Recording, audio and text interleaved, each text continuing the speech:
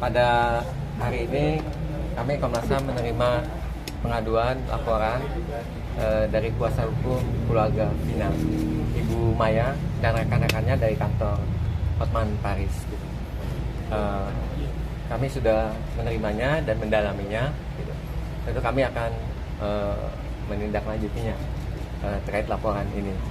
Laporannya berupa apa, Pak? Laporannya terkait dengan perkembangan kasus pembunuhan Vina, perkembangan penyidikan dan lain-lain. Kemudian yang paling concern ke Komnas HAM terkait dengan perlindungan kelompok rentan, perempuan dan anak. Terkait dengan kami ingin memastikan proses hukum yang adil terhadap kelompok rentan ini, perempuan dan anak sebagai korban Vina. Nah, itu yang dilaporkan ke kami oleh kuasa hukum, dan juga terkait dengan kepastian terkait adanya trauma healing untuk keluarga Vina, dan juga terkait dengan kepastian adanya kompensasi dan restitusi terhadap keluarga korban. Itu aja yang bisa disampaikan oleh kami di Komnas HAM. Restitusinya itu seperti apa, Pak? Hitungannya nanti gimana restitusinya? Restitusi kan ini sedang, jadi kami kan datang hari ini memang menyampaikan dulu perkembangan kasus yang saat ini sedang kita tangani, kasus Vina, dan kami menceritakan kronologis, kemudian dari segala hal sampai ke DPO yang sampai hari ini juga kita sudah tahu bahwa ada 2 yang tidak ada. Nah, ini yang kami sampaikan ke Komnas HAM. Kemudian kalau perihal restitusi itu nanti kami akan bicarakan terlebih dahulu dengan Pak Hotman, hasil dari pertemuan kami hari ini dengan Komnas HAM, begitu. Mbak, soal yang DPO ini tiba-tiba dari 3 jadi 1 gitu gimana sih? Iya, pada intinya kami kan tetap beracuan, itu kan ada putusan. Putusan itu adalah produk hukum yang sudah berkekuatan hukum tetap. Di situ jelas ada 3 nama yang ada di dalam putusan yang sudah disampaikan di fakta persidangan. Tentunya kami masih beracuan pada putusan tersebut. Karena jika itu dihilangkan, siapa yang akan bertanggung jawab dalam kematian Vina? Seperti itu. Kalau untuk trauma healing yang dialami sama keluarga sampai saat ini apa aja traumanya? Ya, trauma ya sangat luar biasa, masih terus mengingat kebiasaan si Vina, mengingat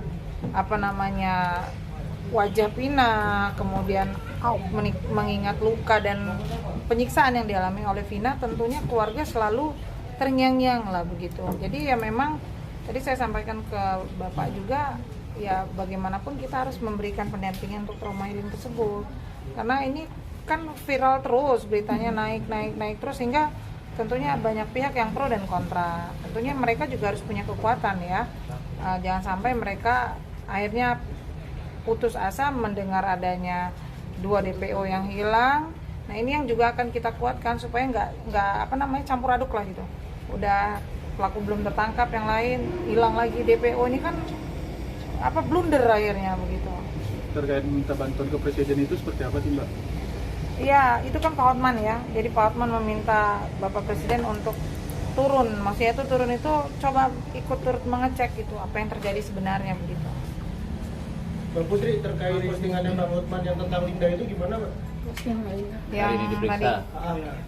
Iya, memang hari ini habis ini kami mau berangkat ke Cirebon untuk mendampingi Linda diperiksa oleh Polda Jabar, tapi karena kondisi Linda anaknya sedang sakit, jadi kami yang berangkat ke Cirebon untuk mendampingi Linda begitu. Bahkan kemarin sempat Peggy itu kan ketika konferensi pers sempat menolak tuh, dia bilang dia tidak terlibat dalam hal ini dan bilang kalau polisi salah tangkap lagi. Ini mungkin ada tanggapannya?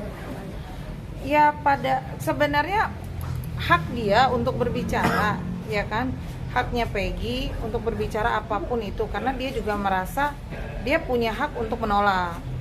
Kalau kami ini kan kuasa hukum korban, tidak bisa berkomentar banyak karena kami tidak tahu tahapan penyelidikan, tahapan pemeriksaan kami tidak tahu. Hingga mengkerucut Peggy ditetapkan tersangka, berarti kan ada keyakinan dari kepolisian. Kalau kami ingin menyampaikan, kalau memang Peggy dan keluarga keberatan ditetapkan tersangka, tentu ada upaya hukum. Nah, Peggy dan kuasa hukumnya bisa melakukan upaya hukum tersebut. Dan intinya kami tidak mau juga ada pelaku yang bukan melakukan ditangkap. Kami juga tidak mau. Jadi ya sama-sama lah, kita sama-sama mencari kebenaran, sama-sama mencari keadilan. Apakah benar Peggy pelakunya atau bukan? Kita ikutin aja proses hukumnya lah. Kan nanti masih ada tahapan selanjutnya, masih ada tahapan kejaksaan, pemeriksaan berkas, kemudian nanti ada pembuktian di pengadilan. Jadi kita ikutin aja dulu. Jadi jangan kami nggak bisa komentar kalau Peggy benar atau tidak, ya kami nggak tahu gitu, karena kami kan korban. Mungkin untuk Bapak Ibu dari Komnas HAM, narasi terkait Peggy, salah tangkap dan segala macam, mungkin apa sih sebenarnya yang harus dilakukan oleh aparat penegak hukum untuk memastikan adanya akuntabilitas dan transparansi dalam penanganan kasus ini begitu? Ya, sebenarnya prinsip-prinsip dalam penegakan dalam proses hukum itu kan profesional ya, profesional, kemudian ada prinsip kehati-hatian, transparan dan akuntabel, dan bahwa sebenarnya kepolisian itu sudah memiliki peraturan polisi nomor 8 tahun 2009 terkait dengan hak asasi manusia yang penting sebagai satu prinsip diterapkan dalam penegakan hukum. Nah, ini juga menjadi salah satu atensi Komnas HAM. Itu yang pertama. Yang kedua, saya menyambung Pak Uli tadi bahwa salah satu atensi Komnas HAM dalam tindak lanjut kasus ini adalah bagaimana memastikan pemulihan bagi korban dan anggota keluarganya, karena kan mereka anggota keluarganya ini masih mesti melanjutkan hidup gitu ya, dan dengan viralnya kasus ini itu berdampak pada psikologi keluarga korban, sehingga ini yang nanti juga menjadi atensi. Memang ini bukan kewenangan kepolisian, tetapi penting untuk dikoordinasikan dengan para pihak terkait ya, dinas sosial dan lain-lain, sehingga penting bagi para keluarga itu untuk mendapatkan semacam psikolog klinis untuk jadi acuan gitu seberapa trauma yang dihadapi korban karena kasus ini, dan juga tentu kami akan terus berkoordinasi mendorong memeriksa para pihak terkait dengan tindak lanjut kasus ke depan. Itu saja. Terima kasih ya teman-teman. Terima kasih ya Cik ya. Nanti kita update lagi dari Cirebon ya. Terima kasih. Terima kasih banyak.